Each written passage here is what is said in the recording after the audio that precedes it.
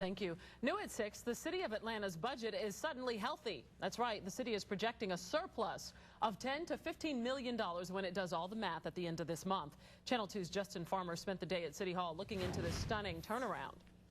Well, I'm very happy to hear that. Councilman Michael Julian Bond is among those on council thrilled to be talking about extra millions this June rather than cutting police and fire, as was the case last summer. Not for at least 5 or 6 years have we been in this kind of position. The consensus at City Hall is the city's last 2 CFOs have been effective. Due to cost-cutting measures within each department, we are running on a pace where it looks like we will have more income than expenses for fiscal year 10, which is going to end at the end of June.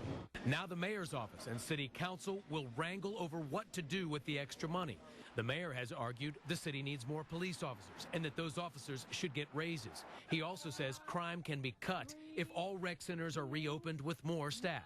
But it's council that gets final say in a vote. Right now, that's the big conversation that we will have with the council and with mayor as to exactly how will that surplus be used. This needs to become a common practice regardless of what the economy is doing.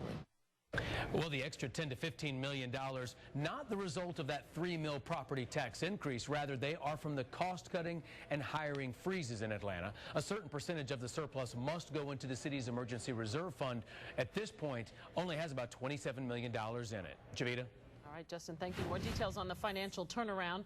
Last year, the budget crisis dramatically impacted Atlanta police officers and firefighters. The city reduced officers on the street by 10% through furloughs for part of the year. The city also furloughed firefighters and closed several fire stations.